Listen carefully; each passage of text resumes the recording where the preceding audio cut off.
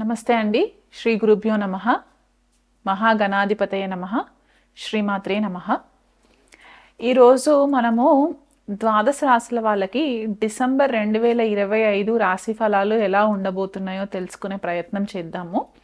కానీ దానికంటే ముందు డిసెంబర్లో గ్రహ గోచారం ఎలా ఉంది, ఏ గ్రహం ఎప్పుడు ట్రాన్సిట్ అవుతుంది, ఏ రాశిలోకి ట్రాన్సిట్ అవుతుంది అనే ఒక ఇన్ఫర్మేషన్ గ్యాదర్ చేసుకుందామండి. మొదటగా మనము రవి గ్రహం కనుక చూసుకున్నట్లయితే రవి డిసెంబర్ 1వ తారీఖు నుంచి 15వ తారీఖు వరకు కూడా వృశ్చిక రాశిలో సంచారం జరగడము, దాని తర్వాత నెలాఖరి వరకు అంటే 31వ తారీఖు వరకు కూడా మనకి ధనుసు రాశిలో సంచారం జరగడం అనేది కనిపిస్తుంది. చంద్రుడు ఎలాగో మనకి 2.5 రోజులకి రాశి మారుతూ ఉంటారు కాబట్టి చంద్రుడి పరిజ్ఞానం మనకు అంతగా తీసుకోము మేజర్ ట్రాన్సిట్స్కి సంబంధించి. సో కుజుడు కనుక చూసుకున్నట్లయితే డిసెంబర్ 7వ తారీఖున ధనుసు రాశిలోకి సంచారము, దానికంటే ముందు మొదటి 6 రోజులు కూడా వృశ్చిక రాశిలో సంచారము, రవి కుజుల యొక్క కలయిక మొదటి 6 రోజుల వరకు కూడా ఉంటుంది వృశ్చిక రాశిలో. తర్వాత డిసెంబర్ 7వ తారీఖు నుంచి డిసెంబర్ 31 వరకు కూడా కుజుడు ధనుసు రాశిలో సంచారం జరగడం అనేది కనిపిస్తుంది. గురుగ్రహం చూసుకున్నట్లయితే వక్రిగతిలో ఉండి ఫస్ట్ 5 days అంటే 1వ తారీఖు నుంచి 5వ తారీఖు వరకు కూడా గురువు మనకి కర్కాటక రాశిలో సంచారం జరిగి వక్రిగతిలో మనకి మిథున రాశిలోకి ఎంటర్ అవ్వడం అనేది కనిపిస్తుంది అన్నమాట. అండ్ మనము చాలా ఎపిసోడ్స్లో ఇదివరకు కూడా చెప్పుకున్నాము, గురువు మనకి ఈ సంవత్సరం అతిచారిలో ఉంటారు ట్రాన్సిట్లో అని, అంటే ఫాస్ట్ మూవ్మెంట్ ఉంటుంది. సో మిథున రాశిలో సంచారం జరుగుతుందన్నమాట 5వ తారీఖు నుంచి నెలాఖరి వరకు కూడా. శనిని చూసుకున్నట్లయితే మీనరాశిలో సంచారము పూర్వభాద్ర నక్షత్రంలో నుంచి సంచారం జరుగుతుంది. రాహు చూసుకున్నట్లయితే గనక కుంభరాశిలో శతభిష నక్షత్రంలో సంచారము, కేతు పూర్వ ఫాల్గుని నక్షత్రంలో సింహరాశిలో సంచారం జరగడము. అండ్ బుధుడి కనుక చూసుకున్నట్లయితే మొదటి 16 రోజులు కూడా మనకి వృశ్చిక రాశిలో సంచారము, తర్వాత ధనుసు రాశిలోకి సంచారం అనేది కనిపిస్తుంది. అండ్ శుక్రుడు కనుక చూసుకున్నట్లయితే మొదటి 20 రోజులు కూడా మనకి వృశ్చిక రాశిలో సంచారము, దాని తర్వాత ధనుసు రాశిలోకి సంచారం జరుగుతుంది. సో ఇలాంటి గ్రహగతులని మనం గనక పరిశీలించినట్లయితే ఎక్కువ మనకి ధనుసు రాశి వృశ్చిక రాశి యాక్టివేషన్ అనేది కనిపిస్తుంది. అండ్ మనకి శుక్రుడు మనకి వృశ్చిక రాశిలో సంచారం, తులారాశి నుంచి వృశ్చిక రాశిలో, తర్వాత వృశ్చిక రాశి నుంచి ధనుసు రాశిలోకి, ఇక్కడ కూడా మనకి జలతత్వమైన వృశ్చిక రాశి యాక్టివేషన్లో ఉండడము. అండ్ మనకి శని కూడా మీనరాశిలో సంచారము జలతత్వ రాశి అవ్వడము. అండ్ రాహు వచ్చేసరికి శతభిష నక్షత్రము జలతత్వ నక్షత్రంలో, అంటే శతభిష మనకి వరుణుడు రూల్ చేస్తారు కాబట్టి ఇక్కడ మనకి వరుణుడు వర్షాలకి కారణం అని కూడా మనం చెప్తూ ఉంటాం. అంటే ఆయన వర్షాలకి దేవుడు, లేకపోతే మనకి సముద్రాలకి దేవుడు అని కూడా మనం చెప్తూ ఉంటాం కాబట్టి రాహు అక్కడ సంచారం జరగడము. అండ్ రవి కూడా మనకి మొదట 15 రోజులు వృశ్చిక రాశిలో సంచారము, తర్వాత మనకి ధనుసు రాశిలో సంచారము.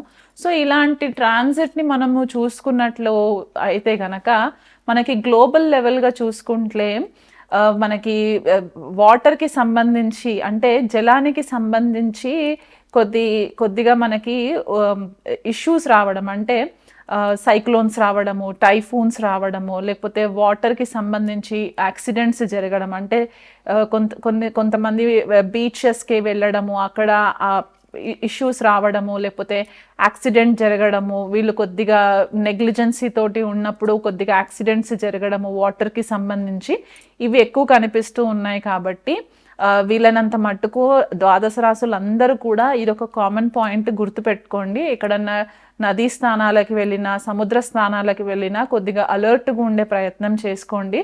మనకి ఈ ట్రాన్సిట్స్ వల్ల చలి తీవ్రత కూడా ఎక్కువ జరిగే ఛాన్సెస్ కనిపిస్తుంది. మనకి తెలుగు రాష్ట్రాలలో చలి కూడా ఎక్కువ ఉంటుంది. కోల్డ్ ఫ్రంట్ అనేది అయితే చెప్తూ ఉంటామో ఈ మొదట 15-16 రోజులు కూడా కోల్డ్ ఫ్రంట్ అనేది ఎక్కువ ఉండి ఉష్ణం చాలా చలి ఎక్కువ అయ్యే ఛాన్సెస్ కనిపిస్తూ ఉన్నాయి. సో అది కూడా ఒకటి మైండ్లో పెట్టుకోండి.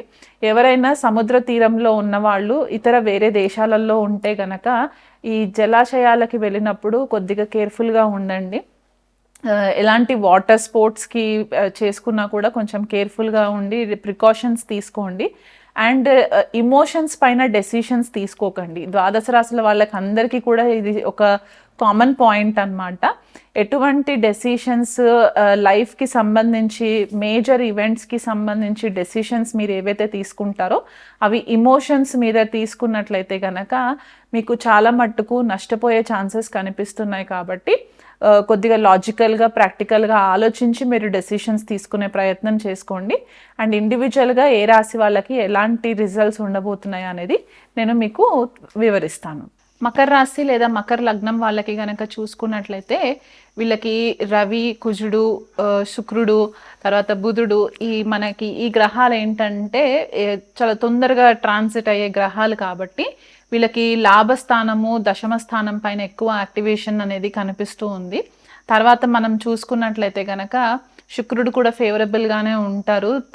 మనకి నెల మొదటి వారాలలో శుక్రుడు మనకి మకర రాశి వాళ్ళకి భాగ్యస్థానంలో సంచారము, తర్వాత దశమ లాభస్థానాలలో సంచారము. అండ్ రాహుని చూసుకున్నట్లయితే కనుక రాహు ద్వితీయ స్థానంలో, కేతు అష్టమ స్థానంలో సంచారము. అండ్ శని చూసుకున్నట్లయితే కనుక తృతీయ స్థానంలో సంచారము. ఇలాంటి గ్రహగతులు అండ్ మనకి గురువు కూడా వక్రిగతిలో షష్ఠ స్థానంలో సంచారం మనకి ఏం చెప్తుందంటే బేసికల్గా ఈ నెలంతా కూడా మకర రాశి వాళ్ళకి చాలా మంచి ఫేవరబుల్ రిజల్ట్స్ కనిపిస్తున్నాయి. ఆరోగ్యం పట్ల ఎటువంటి మేజర్గా హెల్త్ డిస్టర్బ్ అయ్యే ఛాన్సెస్ అయితే ఎక్కడ కూడా కనిపించట్లేదు.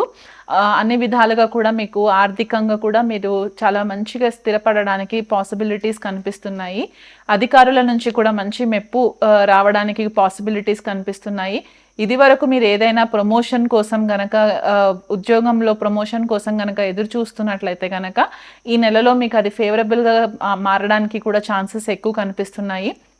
నేను చాలా కాలం నుంచి కష్టపడుతూ వచ్చాను కానీ నాకు ఎక్కడ రిజల్ట్ కనిపించట్లేదు అని అనుకున్న మకర రాశి వాళ్ళకి అందరికీ కూడా ఈ నెలలో ఫేవరబుల్ రిజల్ట్స్ కనిపిస్తున్నాయి. సో నెలంతా కూడా ఇంకా బెటర్గా యూటిలైజ్ చేసుకునే ప్రయత్నం చేయండి. సబార్డినేట్స్ దగ్గర నుంచి కూడా మీకు మంచి సపోర్ట్ రావడానికి పాసిబిలిటీస్ ఉన్నాయి. మిమ్మల్ని గుర్తిస్తారు. మీరు ఏదైనా కాంపిటేటివ్ ఎగ్జామ్స్ లేకపోతే ఏదైనా ఇంటర్వ్యూస్ ఇచ్చుంటే కనుక ఆ ఇంటర్వ్యూస్లో కూడా మీకు సక్సెస్ అనేది రావడానికి చాలా ఫేవరబుల్ రిజల్ట్స్ కనిపిస్తున్నాయి. మీ మాటకి ఒక విలువ పెరగడానికి ఛాన్సెస్ ఎక్కువ ఉన్నాయి.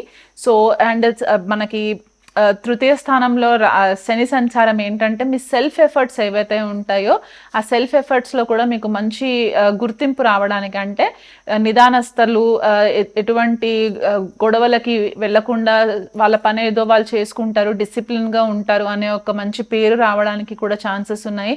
మీ తోబుట్టువుల దగ్గర నుంచి కూడా మీకు మంచి కమ్యూనికేషన్ సపోర్ట్ రావడము, గైడెన్స్ రావడం ఇవన్నీ కూడా ఫేవరబుల్గా కనిపిస్తున్నాయి. కాబట్టి ఈ నెలలో మకర రాశి వాళ్ళు వచ్చే బెనిఫిట్స్ని యూటిలైజ్ చేసుకోండి. Second half of the month అంటే 15-16 తారీఖు తర్వాత కొద్దిగా ఆరోగ్యం విషయంలో కొంచెం కేర్ఫుల్గా ఉండండి. బట్ మరీ అంత పెద్దగా హెల్త్ డిస్టర్బ్ అయ్యే పరిస్థితి అయితే కనిపించట్లేదు. కాబట్టి ఇంకా బెటర్ రిజల్ట్స్ రావాలి, ప్రమోషన్లో తొందరగా మీకు ఇంకా సక్సెస్ రిజల్ట్ రావట్లేదు అని అనుకున్న మకర రాశి వాళ్ళు ఎవరైనా ఉంటే గనక రవికి మీరు అర్ఘ్యం ఇవ్వడము, గణపతి ఆరాధన చేసుకోవడం. ఎందుకంటే అష్టమ స్థానంలో కేతు సంచారం జరుగుతుంది కాబట్టి ఈ రీసెర్చ్ ఓరియంటెడ్ లేకపోతే సడన్గా మీకు సక్సెస్ రావాలి అని అనుకున్నప్పుడు గణపతికి విఘ్నాలు లేకుండా, మీకు ఆబ్స్టికల్స్ లేకుండా, బ్లాకేజెస్ లేకుండా ఉండడానికి